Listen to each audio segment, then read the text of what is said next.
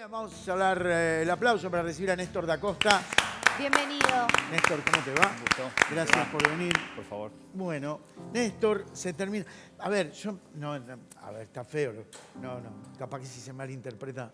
No quiero que se malinterprete. A mí me pareció fantástico. Me caía muy bien el Papa Francisco.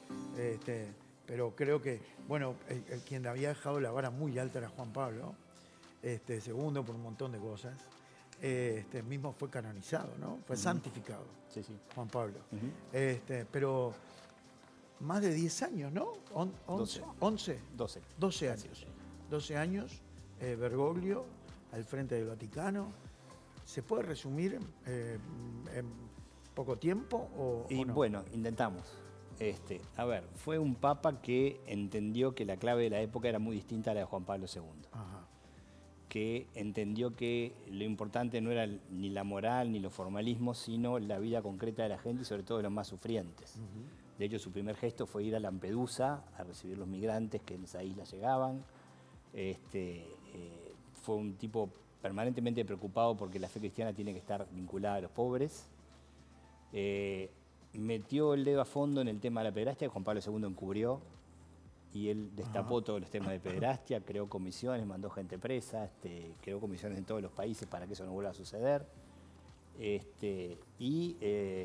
A nivel internacional tuvo una voz bastante, quizás el único líder internacional que habló de asuntos fuertes, de los que no estaba de acuerdo. Uno es lo que está pasando en Gaza, y otro es, por ejemplo, las atrocidades con los inmigrantes del gobierno Trump, entre otras, que es el único en el mundo que hablaba de estos temas. Entonces, uno diría, un tipo preocupado por la vivencia de la gente, no por marcar la identidad, sino porque la gente viviera cada vez mejor y que se respetaran sus derechos, sobre todo los más pobres y los migrantes, muy cercano en el trato. Yo también tuve la posibilidad de tratarlo, era un tipo muy llano, muy cercano. Además, quizá eso de lo rioplatense también te hacía mucho más cercano con él. Seguro. Ahora, Dale. la pregunta es, a medida que van sucediendo los papas, uno los van catalogando, marcando o opinando de su gestión, como vos lo hiciste recién. Ahora, ¿es el discurso? ¿Qué cambió en el Vaticano, además del discurso del Papa? Buen asunto. Primero, se terminaron las persecuciones a los disidentes en el mundo. O sea, Juan Pablo II perseguía y sancionaba gente para que no pudieran ni enseñar ni hablar, si disentían con lo que él decía. Esto se terminó. Se vivió una época, 12 años de paz tranquila, todo el mundo decía lo que quería y nadie era perseguido. Segundo, en el caso de las mujeres, nunca una mujer había sido prefecta, o sea, jefa de la Ciudad del Vaticano. Siempre un cardenal. Y ahora pasó a ser una monja, que es un cambio radical, de que ya el poder no lo tiene las esferas altas, sino que lo podría tener cualquiera. También hay una mujer, por primera vez en la historia, la comisión que elige obispos en el mundo, que siempre es una cosa reservada para los obispos. O sea, son pequeñas cosas en un sentido que abren caminos amplios, ¿no? de entendimiento. Generó mucho diálogo interreligioso con muchas confesiones distintas, con varias del cristianismo y con el imán de Irán, por ejemplo, de Irak. En ese sentido avanzó y se generó un clima de vivencia muy libre, sin ningún tipo de sanción atrás ni nada por el estilo. Para decir algunas cosas, siempre se puede decir más. ¿Ves vos? A ver, vamos a polemizar ahora. Sí, dale. Estamos hablando de la muerte de alguien, pero yo empecé hablando de Juan Pablo y vos ya marcaste dos cosas gravísimas de Juan Pablo. Claro, sí, sí. Y creo que eso de alguna manera hace, no digo más importante, pero más fuerte en mi pregunta anterior. Estamos hablando de un papa que viajó muchísimo, que fue el que más viajó, el que muchos ponderaron, de que lo santificaron, y vos marcaste recién dos cosas fuertísimas de que acusan a Juan Pablo II. Sí, es que, a ver, fue una figura clave, sobre todo en el escenario internacional contra el comunismo, llamémoslo de una forma. Él contribuyó fuertemente a Juan Pablo, contra el comunismo, contra la Unión Soviética, etc. Quizá eso no le permitió nunca entender a la iglesia latinoamericana. Siempre él pensaba que cosas que tenían que ver con la izquierda tenían que ver con el comunismo. Tuvo un rol preponderante en esas esferas del poder, sí, eso no hay ninguna duda. Ahora, los papas son hombres, seres humanos que aciertan y se equivocan. Los que lo santifican son los que tienen que preguntarse por qué lo hicieron. Ahí va. Pero sí, evidentemente hay un cambio radical de Francisco a Juan Pablo II, es un cambio radical. Francisco realizó cambios que, por ejemplo, quien venga ahora tiene que sostenerlos. ¿Es un legado fuerte? Mira, los legados siempre se continúan o se interrumpen en la historia. El que venga dependerá quién salga electo. No sabemos quién puede salir electo. Hay nombres circulando, uno mira la prensa de hoy, hay 6, 7 nombres que están en la vuelta, que andás a ver si alguno de ellos termina siendo papa o no, o termina siendo uno de los innombrados por razones de reflexión de los propios obispos, etc. Cardenales. Bueno, está, no sé, llamarlo anécdota, de que Francisco no quería ser papa. En el cónclave anterior no quiso, cuando Ratzinger no quiso. No quiso. En este sí. Perdona que te interrumpí. Decía que los legados se pueden cambiar, pero hay cosas que se van cambiando y no tienen mucha marcha atrás. Ajá. O sea, si vos decís, las mujeres pueden gobernar el Vaticano, ¿cómo puedes meter marcha atrás si las mujeres no pueden gobernar? Se puede hacer. De hecho, la presidencia actual de Estados Unidos está enterrando cosas que siempre pensamos, como los derechos individuales, que van a ser siempre respetados. O sea, siempre se pueden cambiar las cosas del poder para un lado o para otro. Pero los que están en cada momento intentan abrir cauces hacia un lado o hacia otro. Francisco los abrió en un sentido. Si eso se continuará, veremos quién lo sucede, veremos cuál es el escenario de sucesión, si se llega a un rápido acuerdo sobre un sucesor que sea en la línea de Francisco, más moderado, uno en la línea contraria. Todo eso que vos me estás diciendo influye en la decisión de cada uno. Claro, de los 135 cardenales. Los cardenales, ¿no? 135. Sí. ¿Esos cardenales están en el Vaticano todos no, ahora?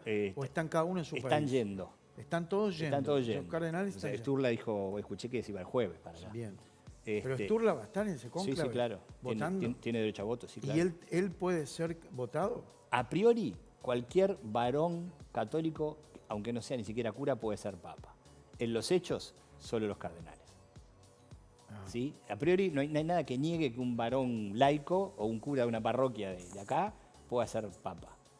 Pero en los hechos no hay ninguna excepción a eso, no ha habido ninguna excepción a eso. También tiene que ser menor de 80, ¿no? Tiene que ser menor de 80, sí. Bueno, sí, en general se han elegido papas muy grandes. Sí, generalmente se eligen papas grandes porque, por ejemplo, el caso de Juan Pablo II, después de Juan Pablo II no quisieron más papados largos. Ajá.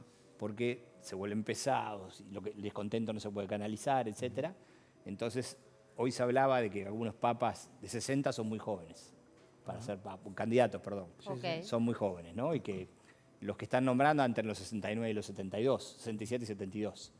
Ahora hay una persona que se le llama Camarlengo. El Camarlengo, sí. Que es el que está, digamos, como jefe de Estado. Exacto. Hasta que se elija el nuevo papa. Correcto. Él es el que, jefe, Él es el que encarga todo lo administrativo y todos los procesos de vida cotidiana del Vaticano. O sea, ¿se van a reunir dentro de 20 días recién? Puede ser que dentro de 20, puede ser que antes. Es una norma vieja porque implicaba que los cardenales tenían que ir a Roma. Hoy se van 20 horas, Claro. Seguro. pero antes se iban 20 días. Seguro. Entonces, ahora la norma establece que si están todos en Roma, cuando estén todos en Roma ya puede empezar. ¿Cómo quizás mucha gente lo sepa, yo no? Uh-huh. ¿Es mayoría? No, 2 tercios. 2 tercios. 2 tercios. Necesitas 108 votos en 135. Por eso se vota más de una vez a veces. Exacto. Normalmente se vota más de una vez. En el caso de Bergoglio creo que fueron 3 veces. Ajá. Normalmente puede ser más. De hecho, la palabra cónclave viene de una época en el medioevo donde pasaron meses encerrados y no resolvían. ¿Meses? Meses. Entonces, cónclave viene con llave, conclave. Sí. Los encerraron, sacaron la comida y se resolvió rápido. De ahí viene ese nombre de cónclave, ¿no? De conclave. Hoy no pasa eso porque hoy la inmediatez de las noticias, los medios, los celulares, eso es imposible. Por lo tanto, la resolución va a ser, si está trancada, será unos días. Además, digo, hay que también respetar los tiempos de, todo, hay unas ceremonias pautadas para... Hay 9 días de ceremonia de luto. De luto del Recién Papa. Después empiezan se llaman las congregaciones generales, que es donde se reúnen todos los cardenales y hay quienes dan algunas charlas. Ajá. Y reflexionan sobre el estado de la Iglesia en el mundo, los desafíos que tiene, etcétera. Hasta que hay una misa que se llama Eligiendo Pontífice, que después de esa misa van a la Capilla Sixtina a la votación propiamente dicha. El Papa Francisco también, de alguna manera, esto corregime si estoy errado, pero él también acomodó las finanzas Bueno, sí, se metió del con Vaticano. se metió con las finanzas del Vaticano, que eran una nube oscura, que nadie sabía bien qué había y qué era, y terminó con una serie de irregularidades, para llamarla suave, que había en algunos lugares como Inglaterra, que se vendían casas medias privadas de la iglesia a precios que no estaba claro de dónde venían. Entonces, inició todo un sistema financiero y económico de transparentar cómo eran las finanzas del Vaticano. Una veces, y pasa con los gobernantes, uno a veces piensa de que detrás de ellos hay todo un aparato que realmente son los que gobiernan. Ajá. Esto en el Vaticano es así. Estamos un poco contaminados con libros, películas y cosas que, bueno, Landon, que va a investigar de la mano de Tom Hanks. Ajá. Pero por lo que me estás diciendo, me dijiste hoy de Juan Pablo y lo que me estás diciendo de Bergoglio, el Papa tiene... Los papas tienen un enorme poder. Tiene poder. Pero no tienen poder absoluto. En los papeles lo podrían tener. Pero en la medida que empiecen a tomar decisiones que dejan en descontento a muchos sectores, su credibilidad se complica. ¿Ha habido asesinatos? Sí, supuestamente sí, claro. Lo que te digo es, un papa puede decir, no, mañana se levantó y dijo, mañana hacemos tal cosa. Bueno. Hablemoslo. Estamos en una institución que tiene 2000 años, que tiene una burocracia muy larga, muy pesada, la democracia vaticana es de las dos del mundo que tienen visión del largo plazo, la China y la Vaticana, ¿no? China tiene 8000 años de historia y el Vaticano mira la historia en largos periodos. Entonces tienen esa lógica de pensar las cosas, no se puede tomar una decisión de un día para el otro, ¿no? O si la toma con un equipo de asesores o con algunos que consultó porque le parecían de relevancia. De hecho, al comienzo de este papado se armó una comisión de 7 cardenales que eran representantes de distintos lugares del mundo para ver qué cosas había que cambiar, no las hizo solo. Las hizo con equipo, con discusiones, etc. ¿no? Porque no sé si no quedó inconcluso, ¿logró acomodar las finanzas del Vaticano? Aparentemente, no sé si acomodarlas del todo, pero sí establecer mecanismos claros de contabilidad y de transparencia, incluso con la posibilidad que sea auditado por la Unión Europea. O sea que tomó pasos O sea, él habilitó a que la Unión Europea pueda auditarlo. Tomó como norma la forma en que la Unión Europea contabiliza. Ajá. Para que fuera transparente, hubiera criterio de transparencia y no fuera que se le ocurre a él y a que estuviera. Bien. Entonces lo que hizo fue intentar regularizar y que eso no pasara más. Bien. En los temas económicos, en cualquier lado siempre pueden pasar cosas. Pero si vos tenés que es un lío y desorden, pasa de todo. Si vos lo tenés más ordenado y más transparente, limitás las posibilidades de que esas cosas pasen. Néstor, sí. Bergoglio fue el primero, no solo latinoamericano, el primer no europeo. No, ya han habido no europeos. Hubo un sirio. Hubo un sirio hace muchos años. En el 700. Creo que un africano también, ya no lo recuerdo. Pero latinoamericano seguro que es el primero. Bien, de todos modos, mi pregunta es la siguiente. ¿Qué chance hay de que el próximo Papa, cuánta apertura hay de que el próximo Papa no sea europeo? Bueno, yo creo que hay mucha apertura. O afrodescendiente. Puede ser. Lo que para mí es casi seguro que no va a ser latinoamericano. ¿No? Después de un latinoamericano, la primera vez que se abre, habrá que variar. Lo segundo, que este Papa continúa algo que habían empezado los dos anteriores, que es sacar la concentración de cardenales de Europa. Hoy hay cardenales de ciudades pequeñitas como Montevideo, o hay cardenales de lugares de África, de Asia, que no existían antes. Entonces lo que hizo fue universalizar también el colegio cardenalicio. Hoy no hay ningún continente que tenga mayoría por sí solo para elegir un papa, ni ningún país menos. Entonces, de alguna forma, se abre la posibilidad. Esas son reformas que Francisco llevó a cabo. Esas son reformas que, en este caso, Francisco llevó más adelante que Juan Pablo II, que ya había nombrado unos cuantos. Perfecto. Que no eran europeos o italianos. Pero Francisco llevó a más adelante todavía, ¿no? Nombrando obispos, que ahora no recuerdo, cardenales de ciudades que no eran tradicionalmente sedes cardenalicias. Por ejemplo, Montevideo es una, que no es sede cardenalicia tradicional, ¿no? Ahí hemos tenido un cardenal en los 50 y nada más. Y así hizo con muchas otras. Entonces se abrió el panorama de los votantes y los posibles representados para ser electos.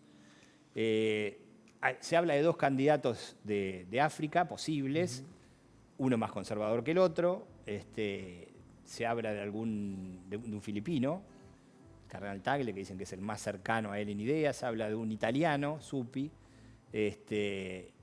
Se habla del propio Parolin, el secretario de Estado, aunque nunca se eligió directamente al secretario de Estado de un papa que falleció. Pero ese es el menú que está en la prensa hoy. Ahora, Estamos hablando de que en promedio de 70 años. de 67 a 72. Bien. Eso es lo que está en la prensa hoy. Seguramente dentro de un mes tenemos otro nombre que no es ninguno de Capaz ellos, que no es ninguno de hecho ellos. papa, ¿no? Esto- Porque las cosas avanzan en la discusión interna, las convicciones que tienen y quién tendría el carisma o las posibilidades de... Y también avanzan en los bloqueos. ¿Qué pasa si hay dos que se bloquean de los candidatos? Seguramente aparezca un tercer candidato más moderado de consenso. ¿Cómo Eso- se bloquean? ¿Para cómo es eso de que se bloquea? Y bueno, necesitas 108 votos. Si nadie consigue los 108 votos, y hay unos que apoyan a A y otros apoyan a B, y ninguno consigue los 108 votos, y votás y sigue más o menos lo mismo, tenés que decir, vamos a una fórmula de transacción. Busquemos a otro que alcance los 108 votos. Ok. Ah, ¿Sí? y bien. Y yo sé que esta es una pregunta difícil teniendo tanta información como se nota que tenés vos, pero quizás para la gente que no está ahí en el tema, ¿qué es lo que se tiene en cuenta para elegir el Papa? O sea, ¿cómo es que se elige el Papa? Sí, resumidamente. Mirá, yo creo que hay dos o tres cosas. La primera, no necesariamente en orden de importancia, es la visión de lo que está pasando en el mundo y lo que afecta a la Iglesia hoy que tienen los cardenales en esas congregaciones previas a la elección del Papa. ¿Qué se transmite? ¿Cuáles son los desafíos, las debilidades, las fortalezas? Y también qué perfiles de personas serían buenas para esa coyuntura condujeran a la Iglesia. ¿No? Ahí hay una primera etapa donde se van viendo cosas. La segunda es que hay gente que se siente más proclive a entender la Iglesia de una forma mucho más formal, mucho más dogmática, y hay gente que se siente más proclive a entenderla mucho más vivencial, cerca de la gente, etc. ¿no? Eso también se cruza con lo otro. ¿No? Yo quiero que venga uno de los míos, Claro. entre comillas, o uno de los que entiende lo mismo que yo, que debe ser la Iglesia, y el otro dirá lo mismo en sentido contrario. Entonces, habilidades, capacidades, experiencia propia. De hecho, Bergoglio era un tipo muy conocido ya por una cosa increíble, que era que cuando las Torres Gemelas, ese año había un sínodo mundial de la Iglesia, y Bergoglio era el asistente número 2 del número 1, que era el arzobispo de Nueva York, cardenal de Nueva York. Con el ataque a las Torres Gemelas, el cardenal de Nueva York se tuvo que dejar irse, y Bergoglio pasó a ser un tipo que lo conoció todo el mundo, en toda la Iglesia Universal, en poco tiempo. Y aparentemente se manejó muy bien en ese evento. Entonces saltó un escalón, que ya no era un cardenal latinoamericano, ya era un tipo completamente visible en el conjunto de la Iglesia, ¿no? Y eso puede pasar ahora también, quiénes son más visibles, quiénes se le evalúa que tiene más condiciones de gobierno, de dialogar con otros.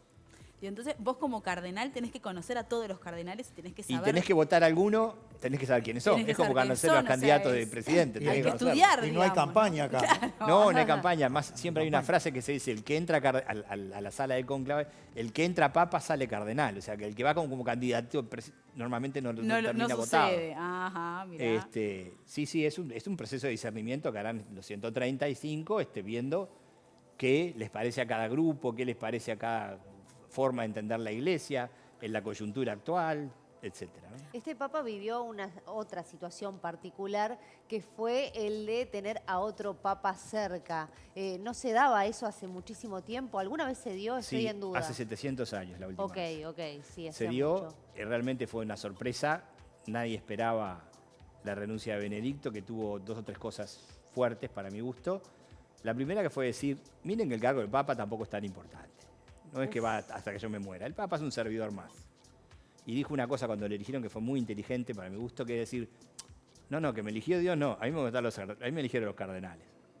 ¿No? Puso una distancia entre lo sacrosanto de la figura del Papa y la humanidad concreta de cada cosa.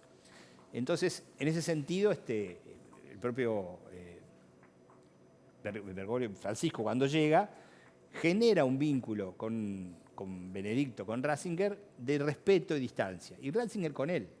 Porque es difícil tener a uno que renunció atrás tuyo, ¿no? Claro. Pero hay que decir que Ratzinger se portó muy bien y nunca operó en contra del Papa. De hecho, hay una encíclica que es media escrita por los dos, la primera.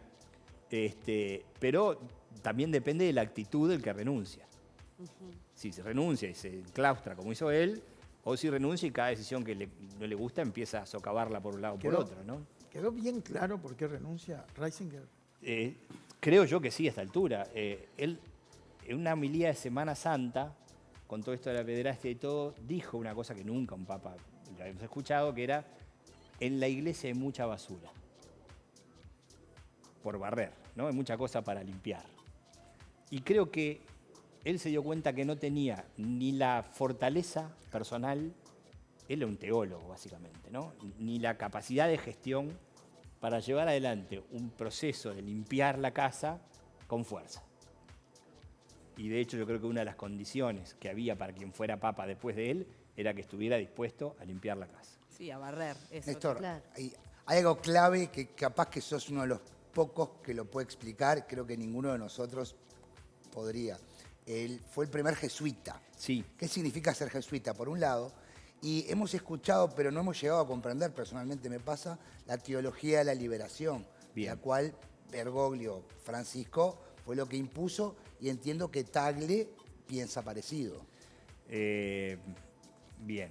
Teología de la liberación, la primera fue Jesuita. jesuita. Las dos Bueno, cosas no, que está tenemos bien. que más o menos La saber. Orden de los Jesuitas es una congregación que tiene 500 años ya casi, 500 años, que fue fundada por Ignacio, por el que hoy llamamos San Ignacio, San Ignacio. ¿no? Ignacio de Loyola. Nació para ser, en una época de contrarreforma, etcétera, para ser los que estuvieran incondicionales con el Papa. Y se llama la Compañía de Jesús porque tenía ese formato como de compañía militar, de estar incondicionalmente con el Papa. Ok. Por eso que hasta ahora ninguno había aceptado ser papa, porque ellos no eran para ser papas, era para apoyar incondicionalmente al papa. Perfecto. Eso cambió con el tiempo, ¿no? La compañía tiene adentro líneas muy distintas y gente que la apoya y gente que no lo quiere nada, no lo quería nada a Bergoglio, ¿no? A Francisco. Entonces, los jesuitas son una congregación como pueden ser los salesianos, eso, pero siempre han estado muy vinculados al poder romano, porque han nacido para respaldar al papa. Además de otras características. Para ser jesuita hay que estudiar mucho y no estudiar solo teología. Yo conozco jesuitas que son astrofísicos, jesuitas que son, no sé, El cineastas. propio Bergoglio era profesor de literatura y psicología. Claro, conozco colegas jesuitas sociólogos. Bien. Estudian mucho más allá solo la teología y la filosofía. Perfecto. La segunda pregunta era... La teología de la liberación. bueno, la teología de la liberación. ¿Qué es? La teología de la liberación nace en América Latina, fines de los 60 y comienzos de los 70, básicamente de la mano de un peruano que se llamaba Gustavo Gutiérrez, que entiende que hablar de Dios es imposible si uno no habla de Dios en las condiciones históricas concretas que te toca vivir. Entonces, encerrarse para hablar de Dios, bueno, entonces Dios está en las cosas concretas. Y Dios que nació pobre, Jesús que nació pobre, está especialmente en los pobres.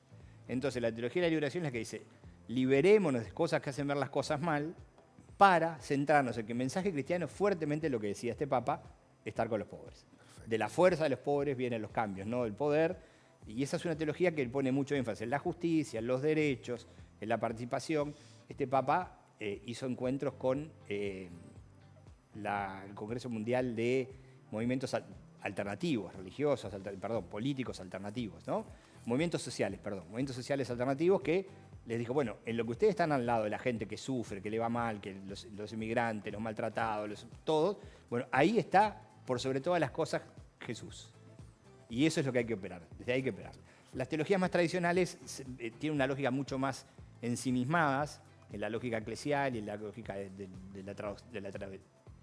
la teología clásica, y esta otra es una teología que nace de que no se puede... A ver, hoy esto ya es dogma de fe para la Iglesia Católica, desde Ratzinger en adelante, que no se puede ser cristiano sin optar por los pobres, católico por lo menos.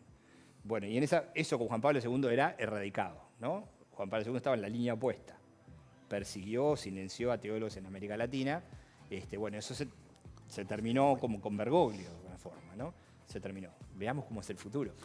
Bergoglio incidió en ir hacia determinado lugar que era no preocuparme tanto de los asuntos morales, no preocuparme tanto de estigmatizar a los distintos, la colectividad gay, etcétera, sino de acoger a todos y sobre todo a los más pobres.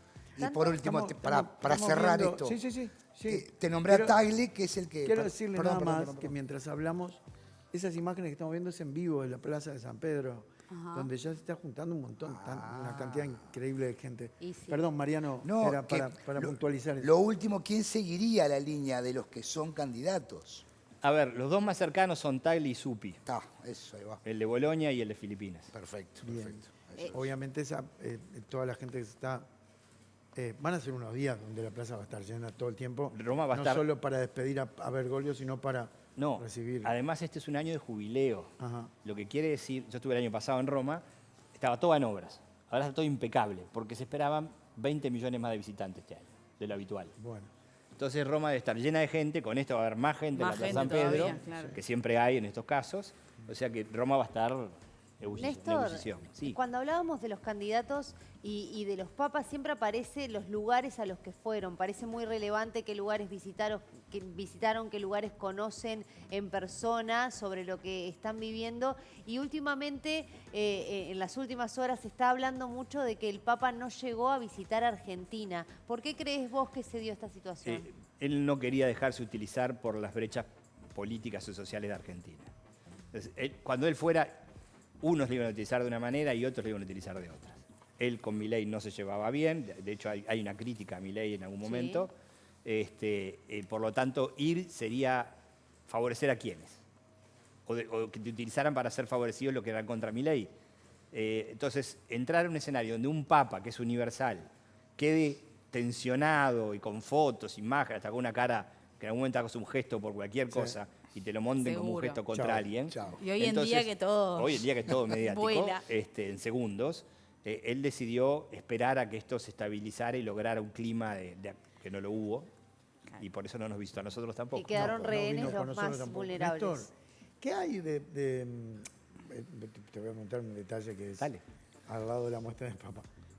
¿Cómo nace y el por qué el tema del humo blanco para el anuncio del Papa? Sí, es una tradición De vieja, la medieval, religión. cuando se quemaba paja verde, Sí. porque no había medio de comunicación.